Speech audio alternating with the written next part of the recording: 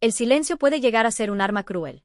En Polanco, ese barrio donde el lujo se respira en cada esquina y las mansiones parecen fortalezas de cristal, yo descubrí lo que significa ser invisible. Mis manos, ásperas de tanto trabajar, acariciaban suelos de mármol tan perfectos que brillaban más que mis propios sueños. Allí, entre el reflejo de los ventanales y el murmullo lejano de la ciudad, yo era apenas una sombra. Aquel día, mientras limpiaba con esmero, escuché el eco de unos tacones que se acercaban. La señora Sterling apareció con su elegancia cortante, como si no caminara, sino que inspeccionara su reino. Entonces lo vi, un pequeño adorno roto en el suelo. Nada valioso, salvo por el pretexto que le brindaba para descargar su desprecio sobre mí. Su dedo me señaló sin titubeos y su voz, fría y afilada, me atravesó como un látigo. Si no eres capaz ni de esto, quizá este trabajo te quede demasiado grande. La gente como tú nunca entiende el verdadero valor de las cosas. Sentí como la sangre me ardía en las mejillas. Quise gritar que no había sido yo, que yo cuidaba cada objeto como si fuera mío, pero me callé.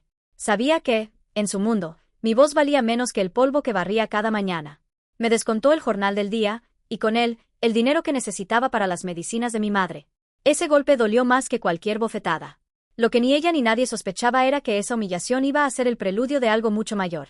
Porque esa misma tarde, la vida me pondría a prueba de una forma brutal. Y en medio de esa prueba, la mujer que ellos creían insignificante revelaría quién era en realidad. El silencio de Polanco era distinto al de cualquier otro lugar. Allí, en esas calles donde los árboles parecían peinados cada mañana y las fachadas de cristal ocultaban secretos de lujo y poder, el silencio no era paz, sino control. Un silencio que obligaba a bajar la voz, a caminar con cuidado, a no molestar. Yo lo conocía bien. Cada día lo respiraba al atravesar el umbral de aquella mansión. Una fortaleza de mármol y acero donde no había espacio para el error, y mucho menos para alguien como yo. Mis manos, endurecidas por los años, se deslizaban sobre superficies brillantes como espejos. Era casi una ironía. Yo, con mis uñas agrietadas y mi piel áspera, dando brillo a un mundo que nunca me pertenecería. Pero yo no era solo una empleada. Dentro de mí latía una memoria que nadie allí conocía. Recuerdos de mi Oaxaca natal. La voz de mi madre cantando mientras hacía tortillas, el olor a tierra mojada tras la lluvia, y aquel día en que, con apenas 15 años, me lancé al río para salvar a un niño arrastrado por la corriente. Esa fue la primera vez que sentí el pulso de la vida en mis manos, la primera vez que descubrí que tenía un don, mantener la calma donde otros se hunden en el miedo. Ese don, que me dio identidad y propósito, lo dejé atrás cuando la enfermedad de mi madre me obligó a abandonar todo. En la Cruz Roja yo era Valentina, la paramédico.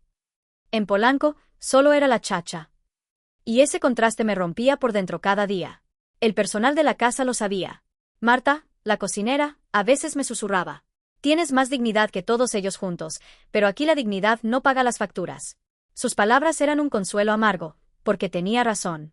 Mi dignidad no llenaba la nevera, ni compraba las medicinas que mi madre necesitaba para respirar cada noche. El silencio, entonces, se volvía un peso insoportable. Caminaba por aquellos pasillos inmensos como si fueran cárceles. Cada objeto caro parecía observarme, recordándome mi lugar, como si murmurara: «Eres invisible, Valentina. Invisibles sois todos los que venís de abajo». Y sin embargo, yo resistía. Cada mañana me decía: «Un día más. Hazlo por ella». Pero lo que no sabía es que aquel día, el día en que decidí callar una vez más ante la injusticia, iba a ser el principio de una tormenta. Una tormenta que revelaría mi verdadero rostro, aunque para ello tuviera que atravesar la humillación, el dolor y la rabia más profundas. Porque en Polanco, donde el silencio lo domina todo, a veces basta un solo grito, o un solo acto de coraje, para romperlo en 1000 pedazos. El sonido de los tacones resonaba como un reloj de arena que se vaciaba con violencia. Cada paso de la señora Sterling contra el mármol era un golpe seco, anticipando la tormenta que estaba a punto de desatarse. Yo sabía que algo iba mal. Aquella mujer nunca aparecía en el salón sin un motivo. Y lo confirmé al ver el pequeño adorno destrozado en el suelo. Un objeto sin valor real, una figurita ridícula que apenas costaría lo que yo ganaba en una hora. Pero en esa casa, el mármol, los espejos y los cristales no eran simples objetos, eran armas. Y aquel trozo roto iba a ser el filo con el que Sterling me atravesaría. Me señaló como quien dicta sentencia en un tribunal sin justicia. «Tú, ¿cómo pretendes cuidar esta casa si ni siquiera eres capaz de cuidar tus manos?» Su voz cortó el aire. Nadie se movió. Marta, la cocinera, bajó la cabeza. Julián, el chófer, fingió mirar por la ventana. Todos sabían que, si me defendían, serían los siguientes en la lista. Ese silencio cómplice me dolió casi tanto como la acusación misma. Dentro de mí, una rabia contenida crecía como un fuego. Quería gritar: «No he sido yo, Jamás rompería nada. Quería enfrentarme a ella y demostrarle que su lujo no valía más que mi dignidad. Pero mi garganta se cerró. Era como intentar hablar con una bota a punto de aplastarme. ¿De qué servía luchar si las cartas siempre estaban marcadas en mi contra? Cuando anunció que me descontaría el valor de la pieza de mi sueldo, sentí como el suelo se hundía bajo mis pies. No era un simple dinero. Era el tratamiento de mi madre, eran las medicinas que le permitían dormir por la noche sin ahogarse. Sterling jamás entendería que su castigo equivalía a robarme el aire. Marta se acercó a mí en voz baja, apenas un susurro. Traga saliva, Valen. No merece la pena. Pero sí merecía la pena. Cada palabra de Sterling me atravesaba como un cuchillo, y tragar saliva era tragar veneno. Me quedé inmóvil, con las manos apretadas contra el trapo húmedo, sintiendo la mezcla corrosiva de vergüenza y rabia. No lloré. No quería regalarle ni una lágrima. Pero por dentro me estaba rompiendo. En aquel instante comprendí lo que significa la injusticia. No solo que te castiguen por algo que no hiciste, sino que no existe espacio para defenderte. Que tu verdad carezca de valor. Era la humillación más profunda que había vivido. Mientras recogía los restos del adorno con cuidado, como si fuese yo la culpable, sentí que todo el salón se me venía encima. El mármol, los espejos, las lámparas de cristal, todo me miraba y me recordaba: eres invisible, y seguirás siéndolo. Y sin embargo, en lo más profundo de ese silencio que me asfixiaba, germinaba algo. Una semilla de resistencia.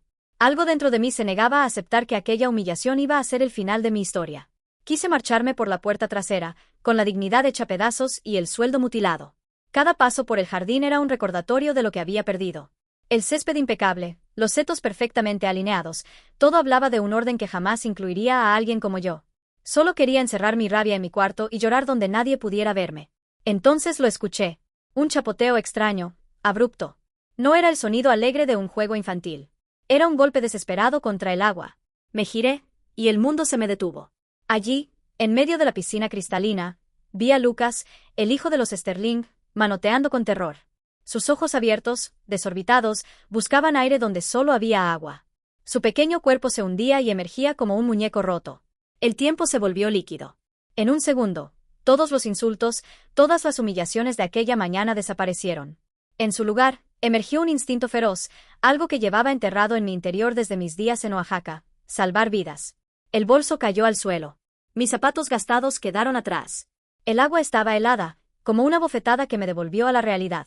Mis brazos se movían sin pensar, con la precisión que solo se tiene cuando lo has hecho antes. Y lo había hecho antes, en un río, en un accidente, en otra vida que parecía lejana. Cuando lo alcancé, sentí su cuerpecito rígido, tragando agua, resbalándose entre mis manos. Lo empujé hacia arriba con toda mi fuerza y lo saqué a la orilla. El silencio del jardín se rompió con mis compresiones en su pecho. 1, 2, 3, cada presión era una súplica. Respira, por favor, respira. A lo lejos, la señora Sterling seguía al teléfono, gritando sobre negocios como si el mundo no se estuviera derrumbando a unos metros. Marta, la cocinera, apareció corriendo con un paño en la mano, pero se quedó paralizada. Julián, el chofer, dio un paso hacia adelante, pero al ver cómo mis manos se movían con firmeza, retrocedió. Era como si de pronto me vieran con otros ojos. Entonces llegó él. El coche frenó en seco y el señor Miller, aún con la chaqueta puesta, salió corriendo. Y se encontró con la escena: su hijo inerte en el suelo y yo, la mujer que horas antes había sido humillada, luchando por devolverle la vida. Nuestros ojos se cruzaron. En los suyos no había desprecio, ni duda. Había desconcierto. Era como si tratara de entender cómo una sirvienta podía actuar con la calma de un cirujano. Y en ese instante, Lucas tosió. El agua salió de su boca en un chorro violento y un llanto débil llenó el aire. Fue el sonido más hermoso que he escuchado en mi vida. Pero yo no celebré. Con la misma frialdad profesional, lo giré de lado, limpié su boca y le susurré: tranquilo, pequeño. Ya estás a salvo.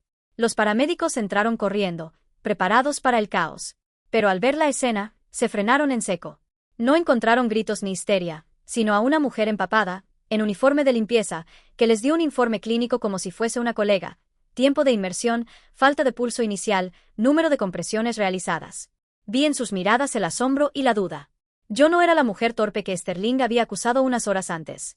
En ese momento, era algo distinto, algo que ellos no podían explicar. El pasillo del hospital olía a desinfectante y a miedo. A mi lado, el señor Miller caminaba como un hombre atrapado entre el alivio y la incredulidad. Su hijo estaba vivo, y sin embargo no podía dejar de mirarme. Era como si intentara descifrar un enigma imposible. ¿Cómo podía aquella mujer, la misma que fregaba sus suelos cada mañana, haber sostenido la vida de Lucas con tanta firmeza? Yo me mantuve en segundo plano, con el uniforme empapado todavía pegado a mi piel. Quería desaparecer, volver a ser invisible, pero algo había cambiado. No podía borrar de sus ojos esa mezcla de gratitud y desconcierto que me quemaba por dentro. Cuando el médico salió con una sonrisa contenida, anunciando que el niño se recuperaría sin secuelas, sentí como el aire volvía a llenar mis pulmones. Pero sus palabras, dirigidas a Miller, fueron como un cuchillo que me expuso. Su hijo ha tenido un ángel a su lado. Si no fuese por ella, hablaríamos de otra historia. Yo bajé la cabeza, deseando que la tierra me tragara. Sterling, en cambio, enmudeció. Su rostro perdió todo color. Intentó abrir la boca, pero fue su marido quien la acorraló con una sola pregunta, fría y directa. ¿Qué pasó esta mañana, Margaret? El silencio pesó como plomo. Vi en sus ojos la desesperación de alguien que sabe que ya no puede escapar. Sterling balbuceó, negó, se enredó en excusas, hasta que al fin se derrumbó. Entre sollozos, confesó la humillación, la acusación falsa, el dinero arrebatado. Cada palabra caía como una losa, desnudando su crueldad frente a todos. Yo sentí una mezcla amarga. Sí, era un alivio escuchar la verdad salir de sus labios, pero también dolía. Duele descubrir que tu sufrimiento nunca fue un accidente, sino una decisión consciente, una elección de desprecio. Lucas, en la camilla, abrió los ojos por un instante. Su mirada me buscó con inocencia. Levantó una mano débil y la apoyó en la mía. Ese gesto lo cambió todo. No necesitaba palabras, su contacto era la absolución que yo no había pedido. En ese momento entendí que había hecho lo correcto, a pesar de todo. Miller me dio las gracias con una voz temblorosa. Pero no se conformó con el agradecimiento. Se inclinó hacia mí, con el rostro serio, y preguntó. Dime, por favor, ¿de dónde has aprendido todo eso? Esa calma, esa precisión. No es normal.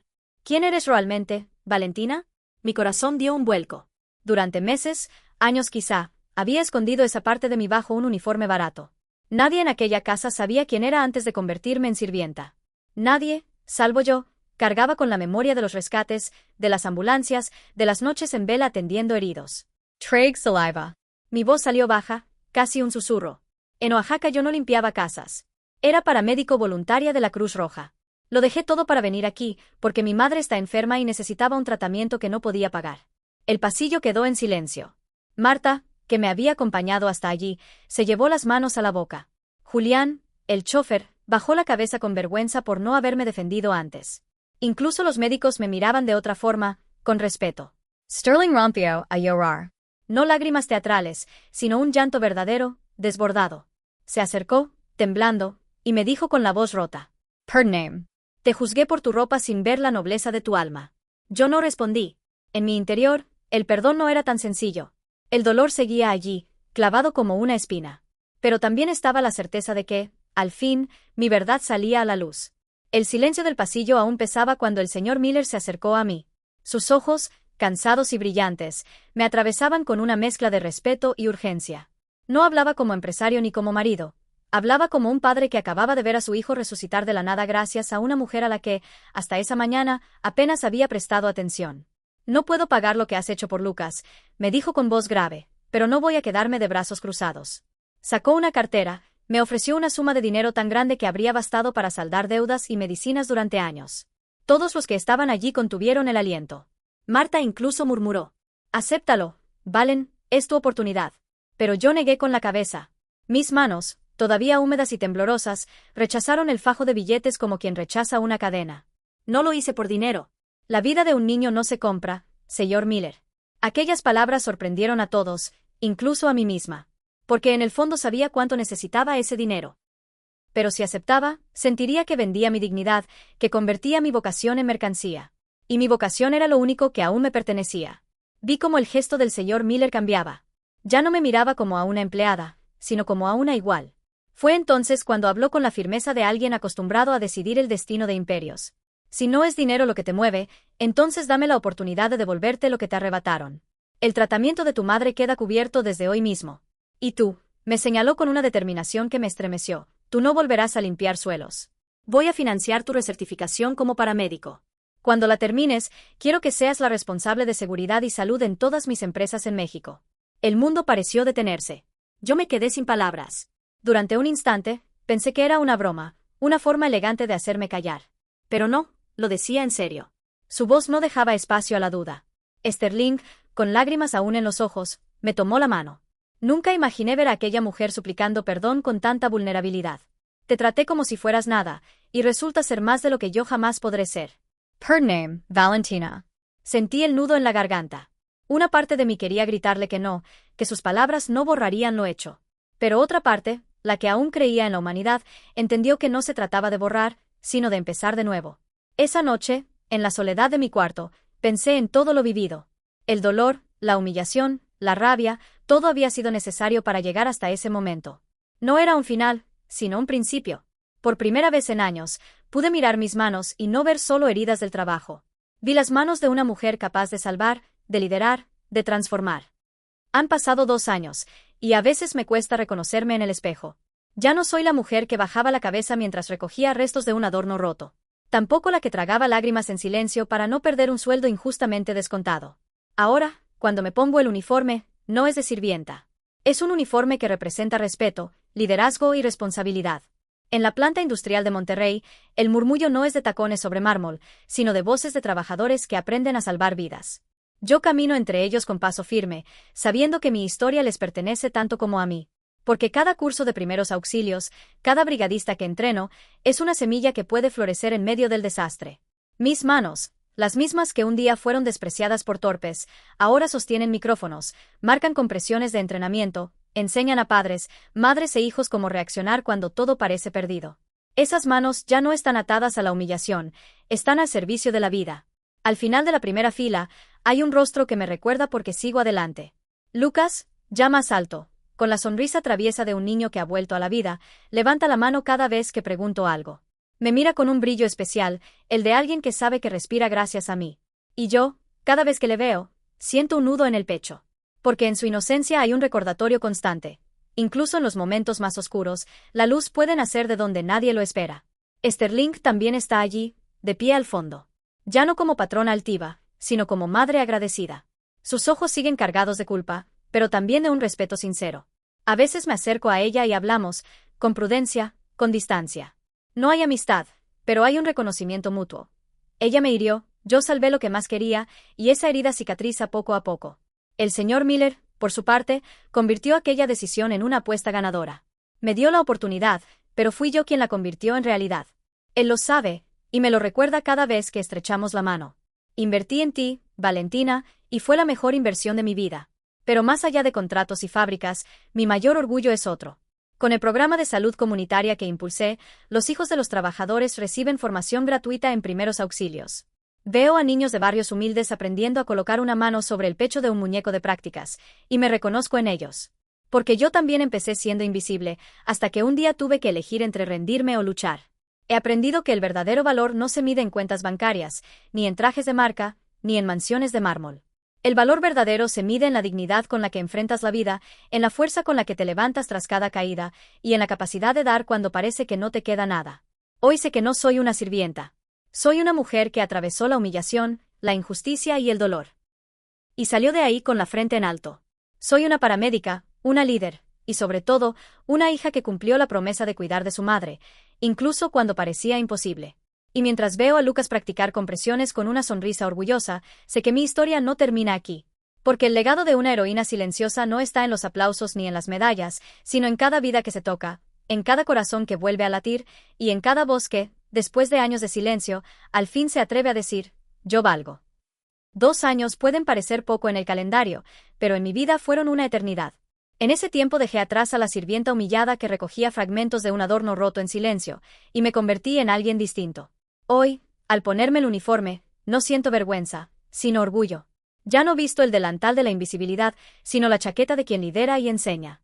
En Monterrey, en medio del ruido de las máquinas y el ir y venir de los trabajadores, mi voz resuena clara. 1, 2, 3, ritmo constante, no paréis. Frente a mí, un grupo de brigadistas practica maniobras de reanimación. Sus manos tiemblan al principio, pero yo les sostengo la mirada y les transmito la calma que un día tuve que encontrar en medio de la desesperación.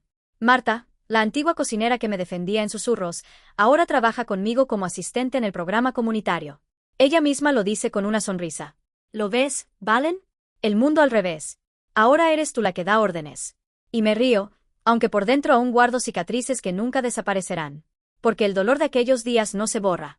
La humillación de Sterling sigue latiendo en mi memoria, recordándome lo frágil que puede ser la dignidad cuando depende de otros. Y sin embargo, ahora esa herida es mi fuerza. La utilizo para que nadie, nunca más, pase por lo mismo. Al fondo del aula improvisada, en primera fila, está Lucas. Tiene 10 años y una sonrisa que ilumina la sala. Cada vez que simula una compresión torpe sobre el muñeco de prácticas, levanta los ojos hacia mí como buscando aprobación. Yo le sonrío, y en ese instante todo cobra sentido. Ese niño, que una vez me devolvió el alma con un simple gesto al tomar mi mano en la camilla, es ahora mi recordatorio vivo de que cada vida rescatada merece la pena. Sterling también aparece a veces, discreta, sin los tacones que resonaban como látigos. Viene a observar, a veces se queda al final del curso, con lágrimas contenidas. No somos amigas, ni lo seremos, pero hay algo distinto, ya no me mira desde arriba. Ahora me mira de frente. Y esa mirada es, quizá, el mayor acto de redención que puede ofrecerme. El señor Miller, por su parte, cumple su promesa.